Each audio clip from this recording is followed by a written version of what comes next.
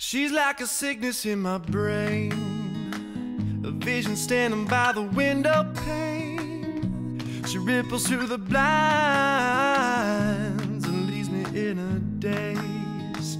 It's in the way her body moves me, the way she grabs me and intoxicates, until the signals in my mind forget to operate.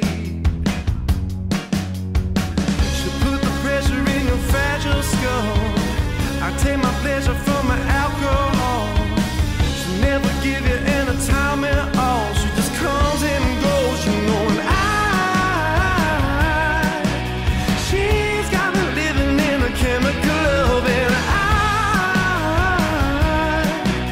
try to find the strength to know she comes back to me again.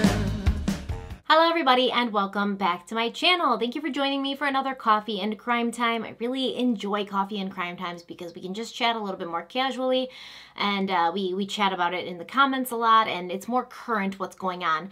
And today I want to talk about the case of Heidi Broussard, which is a recent case that's been developing and ongoing. But before I do that, I want to talk to you about our sponsor for this video, and it's Magellan TV. Magellan TV is one of the best streaming services I've ever encountered when it comes to documentaries. I have often wished that there was a Netflix for documentaries alone, because you have such a hard time actually finding the good ones on Netflix. But now we have a Netflix for documentaries, and it's called Magellan TV. It's awesome. They have over 2,000 documentaries, and they add more every single week. And these documentaries are curated and chosen by people in the field who actually know what makes a good film, what makes a good docu-series or documentary movie. A newer one that was just recently added and that I just saw was called The Great San Francisco Earthquake. This is so good. It's about the earthquake that hit San Francisco in the early 1900s. I believe it was 1909, and it essentially like destroyed the city and they had to rebuild, and it's just so much more interesting than I thought it would be, especially because I've been to San Francisco and it's like one of my favorite cities in the world, and I really enjoyed seeing the old videos and pictures and kind of just understanding how they rebuilt after. It was very interesting, so I highly suggest it. If you haven't signed up for your free month trial for Magellan TV yet, what are you waiting for? The link's in the description box. There's no contracts. You're not tied into anything. You can cancel at the end of that month if you want, but I don't think you're going to want to. Just check it out in the description box, and let's get on with the video. Okay, so the Heidi Broussard case has been going on for a little while now. I've been asked multiple times to do a coffee and crime time on it while it was going on and she went missing with her baby daughter, but I didn't because I didn't know enough, and I really wanted to watch and see what happened. And that's often why you'll see me do cases long after they happen. I'm not worried about getting on the algorithm and, you know, making the video when everybody's searching for it. What I want to make sure is that I only have to make, you know, usually one video where we have the information and we can discuss it as a whole, because when you're looking at a case like this, if you don't have all the information, what can you really talk about? You're just making speculations. And as you will come to see with this case, especially, making speculations online can be dangerous, I guess, and problematic. So let's talk about Heidi's case really quick. Heidi Broussard, who is 33, and her 3-week-old daughter, Margot, disappeared on December 12th. Heidi was last seen on a surveillance camera dropping her older son off at school, and then she went back home to her apartment complex. A few hours later, Heidi's fiance and Margot's father, Shane Carey, came home, and nobody was there, right? Heidi wasn't there, baby Margot wasn't there, Heidi's older son wasn't there, but Heidi's car was still parked outside with the car seat in it. Her purse was at the house, all her belongings were at the house, Margot's diaper bag, everything was there. So he didn't really know what was going on. He says he assumed she'd just gone and hung out with another friend of hers who lived in the apartment complex, and she would usually just walk over so she wouldn't need all her things. But when Heidi's son's school called Shane around 6 and said, you know, nobody came to pick him up today, that's when Shane got worried and he called the police and reported her missing. Now here's where we run into the problem with these cases. The police always know more than we do as the general public, and they always know it first. They may release it at one point, but they're always going to know it first, and they know more.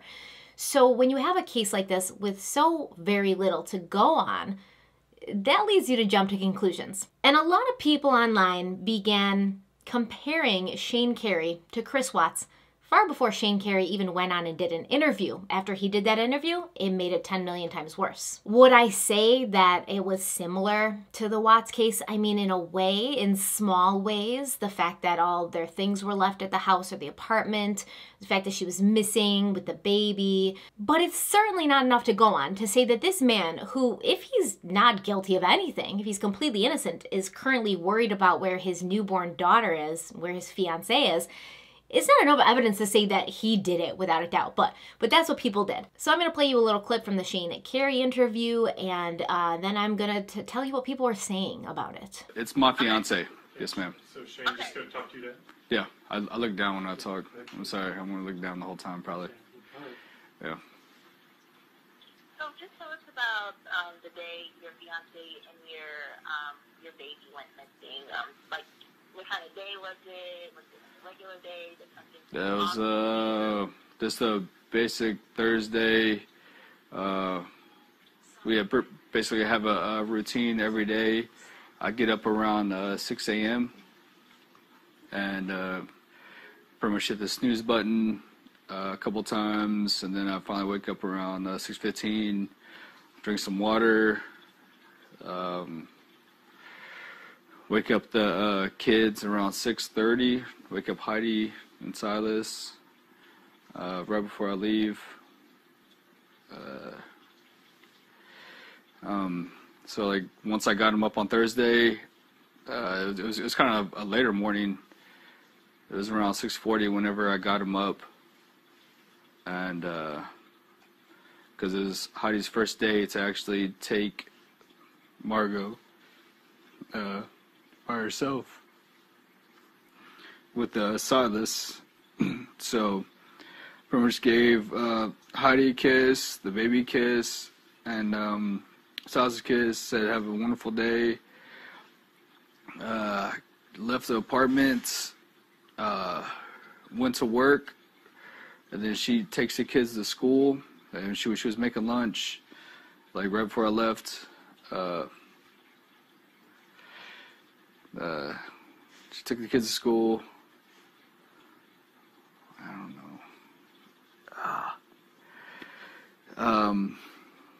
So at around 8 o'clock, she called me.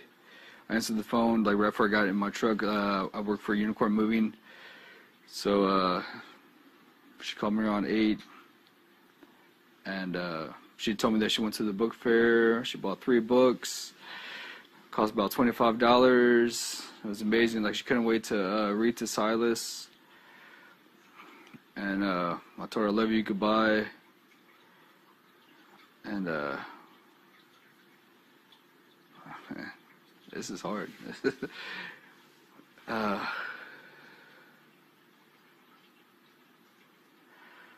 don't know. Take your time. Yeah.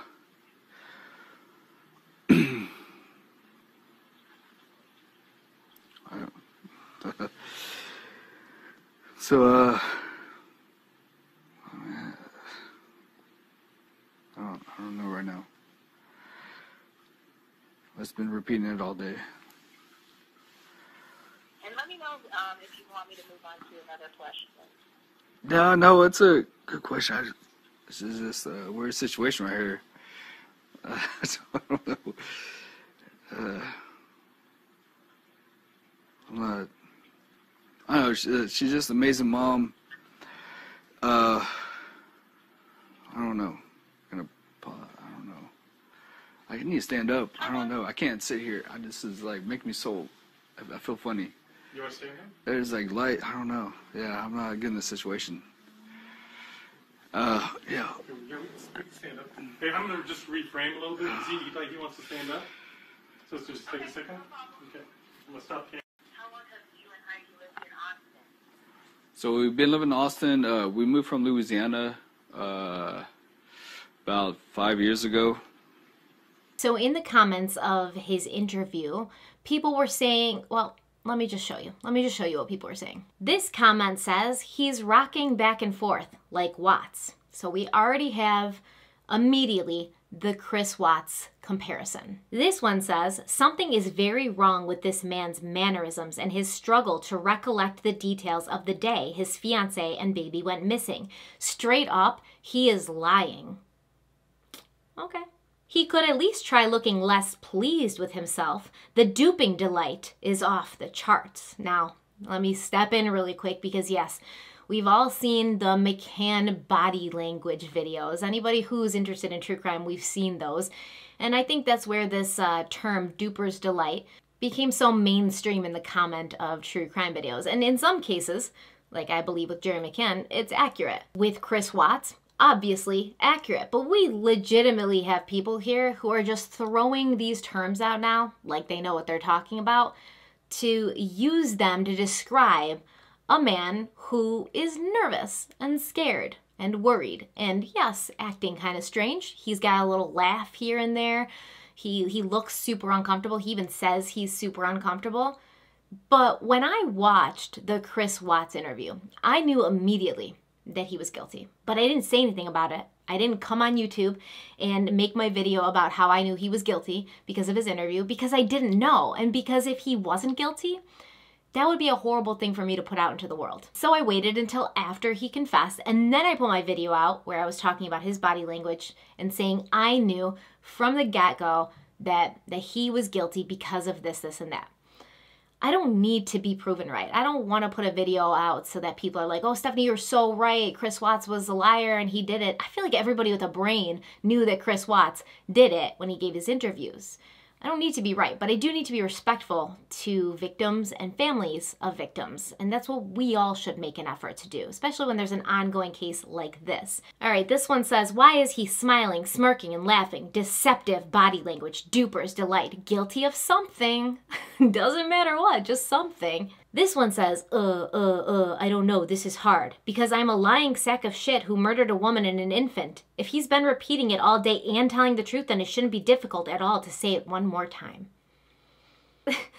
You have somebody literally calling a man who in no way has been proven to be guilty of murdering anybody. We don't even know if Heidi and the baby are alive or dead. We don't know anything at this point, right? This other comment says, I'm going to look down the whole time. If he really cared about his wife and was distraught, he wouldn't be planning out how he was going to do this interview. Another one says, I don't normally see the worst in people, but does this not look like Watts episode 2? Another one says, Chris Watts 2.0. Those laughs are called duper's delight. Oh, got a lot of body language experts in the comments. This other comment says, yeah, he seems guilty of sin. Way too much smiling going on. He's crying for his dad, but smiling about his fiancée. ETA, the swaying too, Chris Watts Jr. This other comment says, just put her somewhere safe. He slipped there. If she was alive, he wouldn't have said that. You put something somewhere that isn't a living, breathing person. He corrected himself, sure, but what he first said is telling.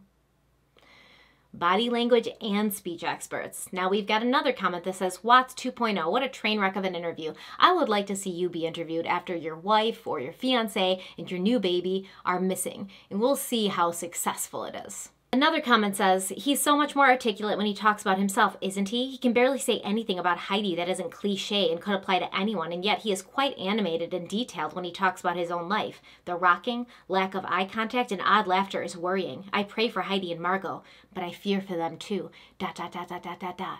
You know, leaving things unsaid, even though you pretty much said it all. This other comment says, he's smirking, OMG, why do these interview when you're guilty AF? The irrelevant details make me sick. We are watching a killer. Wow.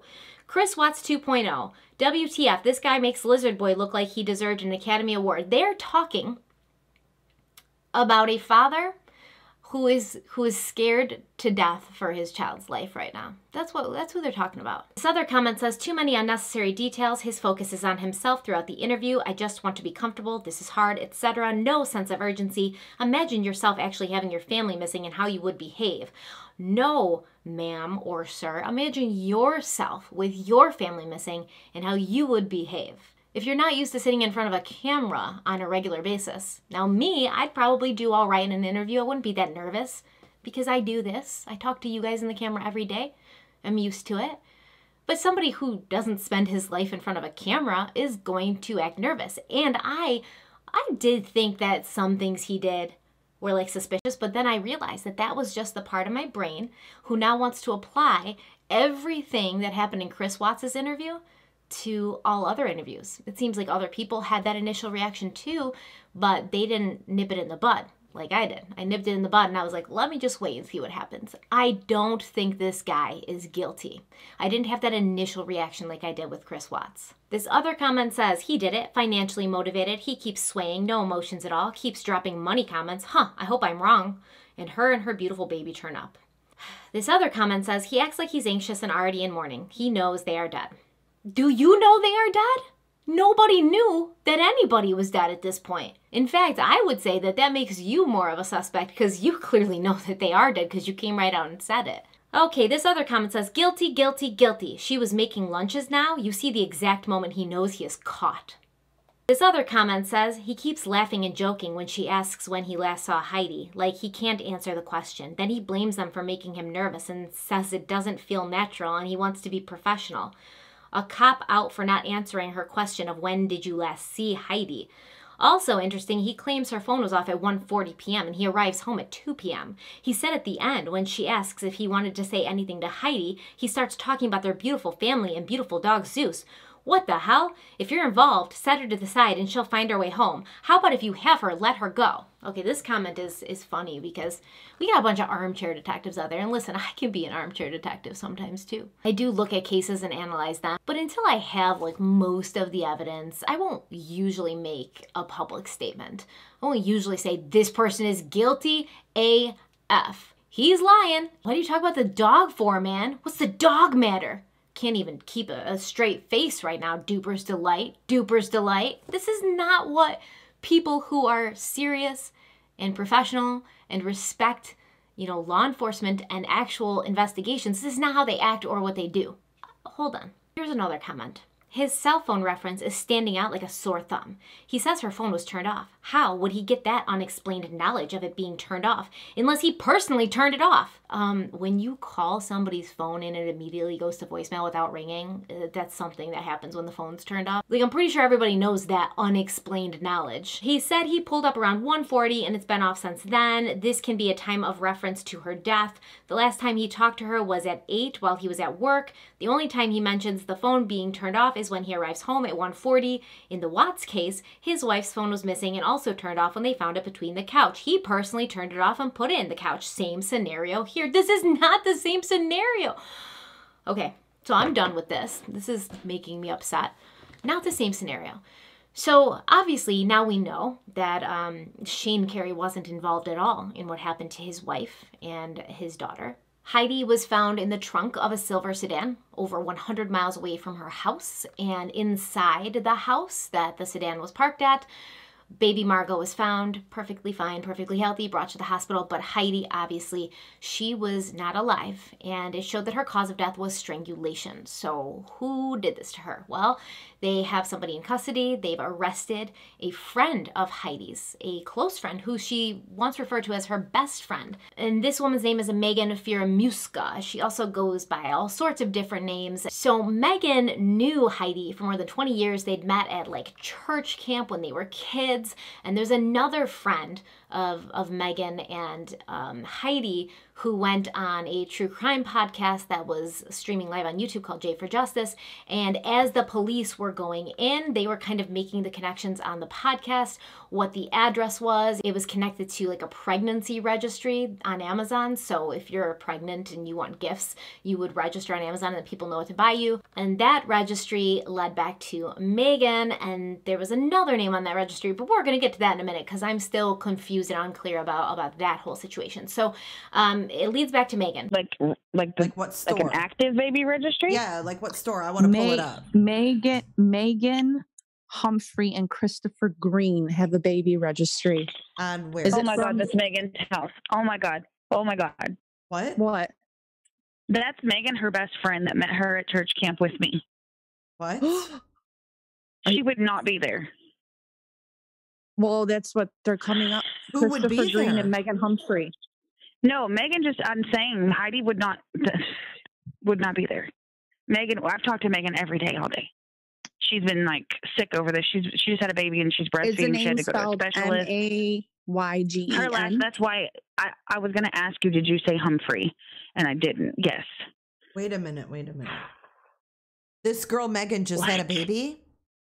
Yes. How long ago? Her name's Luna. She's 15 days old, 16 days old. Her and Heidi are best friends. She was there in the room when Heidi had Margot. She was in the birthing that's room. who they're saying. Did that you the guys owners see are her coming out baby? to the house. Wait. Did you see her baby? Did you see Did she have Megan's a girl? baby? I haven't seen pictures of her. But it's a girl. Yes. Oh. Oh wow. And does Megan doesn't live in Houston though, does she? Yes. It's coming back to that house though, that they're the owners of that house. Is that where Megan lives though? Yes. Oh my God. I didn't even think about Megan because like that's our best friend. Oh my God. Did you now? Okay, is there proof that she was pregnant? I mean, there is. Yes. My mom was in the birthing room too. Okay. So Megan for When sure Megan had had a her baby? Do what? Megan for sure like had a baby. She said she told us she went to a birthing center and had her baby. So no one saw birthing her? center? What is a birthing center?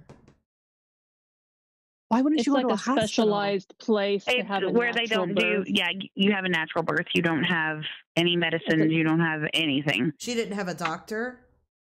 Or she had like a nurse They have practitioner? midwives. Oh, a midwife. Someone Or said a go to doula. CVS Austin. Houston home is linked. Oh, wait a minute. I just got a text. Oh my God. Oh, here, license status is active. Expires. Hold on.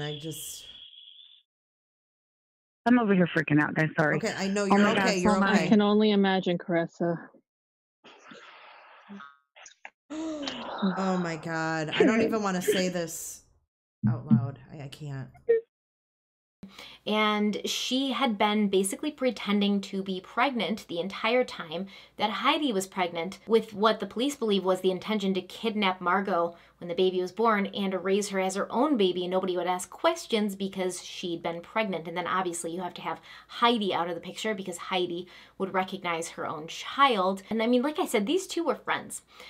Megan was in the room when Margot was born. So they have surveillance footage from Heidi's apartment where Megan pulls up in a car and Heidi willingly gets in with her daughter Margot, because why wouldn't she? This is a woman she's known and trusted for 20 years. Why wouldn't she get in the car? And from there, it's, it appears that Megan held Heidi against her will, took the baby, and then at some point, Heidi was killed, strangled to death. Now, we don't know by who, because this Megan woman was not charged with murder. She was charged with kidnapping and tampering with evidence. Now, allegedly, this other woman, whose name is Carissa, she had just reconnected with Megan after Heidi went missing. And she was like talking to Megan on the phone every day because Megan was pretending to be really worried about Heidi and where she was. And in the background, Carissa could hear a baby crying. And Megan told her that was her baby that she just, given birth to, who was about 15 days old. But it was Margot the whole time. And that blows my mind. So when the police figure out this connection and they go to Megan's house where she lives and they go in, Margot's sitting in the baby swing and she's insisting that this is not Margot, this is her daughter, Luna. So now we have this second person who's in custody, but the police won't give a name. And it's very, very suspicious. And it's very weird because we're like, who's this other person? Because this other person must have been the person who killed Heidi. That's what you would assume, right? Because if Megan wasn't charged with murder or anything like that, then the other person who's in custody has to be the one who's charged with murder. So why aren't we releasing the name? So that leads me to do a little investigation. And now I'm not saying that anybody's guilty. All I'm doing is saying that on that registry that, Megan had made, she gave her name, but it was like a fake name. It was Megan Humphrey. And Christopher Green was also, so that supposedly would be the father of this child. So who is Christopher Green? Is he her boyfriend? What's going on? Well, apparently Christopher Green is her landlord, and he wasn't available for comment, but some reporters were able to talk to his mother out front of the house that it was happening at, you know, when they came and took away Megan and took away the baby. And his mother said, no, there was no relationship between Megan and her son Christopher. Just Christopher was Megan's landlord, but that Megan hadn't paid rent, now 1 penny, in 2 years. So I don't know if she realized that that really sounded contradictory. Like, there's no relationship between them. He's just her landlord, but she hasn't paid rent in 2 years. That's not a landlord-tenant relationship. My mom's a landlord. She has lots of properties that she rents out and lots of tenants, and sometimes she has to evict them because they're not paying the rent, and it can take some time, but it doesn't take 2 years. And there was no sign that Christopher Green was, you know, suing this Megan girl for, you know, rent. In fact, what he did do was he bailed her out in 2018 when she was arrested for being accused of stealing from her job, which was a check cashing place. So he actually bailed her out of jail in 2018. So I definitely think there may be something more going on. Is he the other person in custody that they won't name? I have no idea, but let's see if anything new came out about it today. Okay, so it looks like Megan was charged Friday morning with 2 counts of kidnapping, 1 for Heidi, 1 for Margot, and then 1 count of tampering with a corpse, and that would be Heidi's corpse, but not murder. It says murder charges have not been filed in this case. This is so strange. Authorities have said that Broussard was strangled to death, but final autopsy results are still pending, as are DNA test findings confirming the identity of the baby, who is in good health, because we really think that this baby is Megan's. Come on. So Heidi's friend, a woman named Vicky Shreves, tells people that when she last saw Fieramuska, who was Megan, she was pregnant and due to deliver her baby within a week. Shreves says that to her, Fieramuska did not seem like someone who was about to give birth. So this case is still developing, and, you know, we have to figure out what's gonna happen. When the autopsy is done, we should then be able to see them filing murder charges on somebody, this unknown person that's in custody, perhaps. We'll also get the DNA results from the baby who, I mean, let's be serious here, that's Margot. Okay, so we have to prove that baby Margot is really baby Margot and not baby Luna, and finish the autopsy, and then we'll be able to hopefully figure out who actually killed Heidi, a 33-year-old woman who loved her kids, was super close to her son, who I believe was 6. You know, he was a mama's boy, was super happy about having this new baby, not even a month old. They were about to celebrate their first Christmas all together as this new family unit. And her life was taken from her so that some crazy woman, I'm sorry if that's offensive, but I think that this woman is crazy, Megan Fieramuska, some crazy woman could have a baby and pretend it was hers. Oh, it's a really tough case, but you know what made it tougher? The way that people completely attacked Shane Carey online. And I can't stand for that. It's pretty awful, guys. And I know I'm not talking to you like you guys did it. Maybe some of you who are watching this did. But what bothers me the most is afterwards, it was crickets from those people. You'll even see like some of the profiles have taken their picture out, or, you know, they're not existing anymore. Like, it was crickets. Nobody came forward and said, yeah, we jumped the gun. I even posted something on Twitter and somebody was like, we don't have all the information yet. And it's like, what more information do we need though? We don't need any more information. The police came out and said after they arrested Megan that they did not believe Shane Carey had anything to do with it. He wasn't involved. They had somebody else in custody. What more do we need to know than that? Because the police, like I said, know things far before we as the public do. So they already had enough information to confidently make the statement that they didn't believe Shane was involved. At that point, you know that he's not, because if he was, that Megan girl would have flipped on him in an instant. It would have been over. But she didn't, because she couldn't, because he wasn't involved. And you've got people calling him a lizard boy, Chris Watts 2.0, Chris Watts Jr., killer, murderer, liar. The man lost his fiancée, and his baby was kidnapped, and he had to worry about where they both were for far too long. So I hope that he doesn't go online and see these things that are written about him, but most likely he will. So I guess the whole point is, let's not jump to conclusions. Yes, when somebody dies, especially a woman, we always look at the husband. I think that's like a joke now on true crime podcasts and things, like it's usually the husband. I get it, but in reality, it's not usually the husband. It's usually somebody that the woman knows. And in this case, it was somebody she knew longer than her fiance. Somebody that she trusted enough to have in the room when she gave birth. You really don't know people, do you? But what I do know is we shouldn't be going online and saying somebody's guilty because of an interview they gave that kind of reminded you of an interview Chris Watts gave. In reality, the interviews were very different. Shane Carey showed actual emotion. He actually cried. You could tell he was struggling with something, whereas Chris Watts, it was like he was a bad actor on an audition tape who couldn't really remember his lines, and when he delivered them, they didn't sound real or genuine. And that's how most people knew. But even then, I wouldn't have, advocated for going and saying Chris Watts was guilty all over the place until, he had actually either confessed or some evidence and proof came forward showing that he was guilty. And there was no evidence or proof showing that Shane Carey had anything to do with what happened to Heidi and Margot. Nothing besides that interview. And now you're going to have these situations where when people go missing or women go missing, their boyfriends or fiancés or husbands don't even want to give an interview and ask for their return because they're so nervous they're going to be thrown under the bus and a lynch mob is going to be at their door. This is exactly the kind of environment we're creating for these people who are victims themselves. And we really don't want to scare them away from giving interviews. One, because if they're innocent and they didn't do anything, they could actually give us some good information and, reach out to whoever might have their child or their wife or their girlfriend. And two, if they're guilty, then they can give these interviews and it'll look really bad and it can later be used as evidence against them. Listen, once they are proven to be guilty, proven to be murderers, we can go at them all we want. I don't mind. We can analyze the interview. We can call him a snake. We can tell him that he's going to HE double hockey sticks. We can say whatever we want because this person's a murderer. We have proof and we know that he killed his wife or his kids or somebody.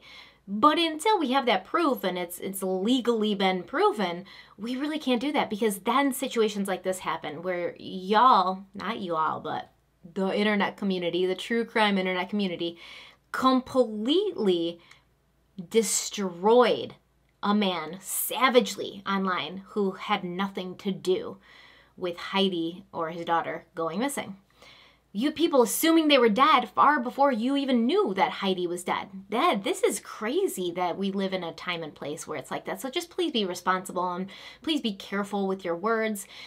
You may have a good understanding of body language. You may have a good understanding of forensic terms or psychological terms. You may have watched that show Lie to Me, all 3 seasons of it, 5 times. But, keep that to yourself, jot it down in a notebook, do a voice memo if you have to, and remember that for after the fact, because we really got to be careful. We have to be careful. These are people's lives, and this man suffered enough now to be just dragged over the coals by the internet community. And I'm sure, honestly, if you think about people in his real life, because the Chris Watts thing and the Patrick Frazee thing, they're so present in our minds as a country at this point. It's not just something that they only know about in Colorado. You know about these cases all over the United States, all over the world. And I can't imagine the way that people were treating Shane because of the fact that Watts and Frazee were so present in our minds. So just be careful about taking a knowledge that we think we have and applying it broadly to everybody, because that can be very dangerous and it can be damaging, and we don't want to cause more damage to this man who's already lost so much. Well, I know it was a short coffee and crime time. I will keep you guys updated. Follow me on Twitter and Instagram, because most likely if small things come up in the case, then that's where I'll be updating. I don't want to make a new video every time. But yeah, follow me on Twitter and Instagram so we can kind of talk about it together. Let me know what you think in the comments. And make sure you check out the description box and click on Magellan TV. If you haven't subscribed yet, hit the subscribe button. Hit the like button if you liked it. I never ask people to subscribe, but I'm always yelled at because I should be asking people to subscribe, but I forget to ask people to subscribe. So I put a little note here that says ask people to subscribe. Please subscribe, hit the like button, and leave a comment. Let me know what you think. Stay kind and stay beautiful. And in situations like this, try to stay sensitive. I'll see you soon. Bye. I just realized this is my last video of 2019. Have a Merry Christmas if you celebrate it. Happy holidays to everybody, and I will see you in 2020. And I'll see you soon next year. I'll see you next year. Huh. That's so lame. That's what we used to do in school. Like when we were leaving for winter break, the teacher would be like, see you guys next year. Haha. And we'd be like, oh, that's so lame. And now I am the lame one. I am the lame one.